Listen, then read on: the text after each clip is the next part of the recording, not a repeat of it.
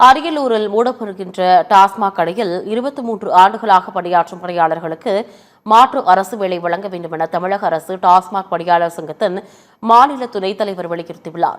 அரியலூர் மாவட்டம் ஜெயங்கொண்டம் அருகே மீன் சுருட்டியில் தமிழக அரசு டாஸ்மாக் பணியாளர் சங்கத்தின் மாநில துணைத் தலைவர் குணசேகரன் செய்தியாளர்களை சந்தித்தார். அப்போது பேசிய அவர் இதனை தெரிவித்துள்ளார். இவர்கள் 23 ஆண்டுகளாக குறைந்தபட்ச சம்பள தொகுப்பூதியத்திலே பணி சேர்ந்து வருகின்றார்கள். இவர்களுக்கு வார விடுமுறையோ மற்ற எந்த விடுப்புகளோ இல்லாமல் 23 ஆண்டுகள் தொடர்ந்து பணி செய்து கொண்டிருக்கிறார்கள்.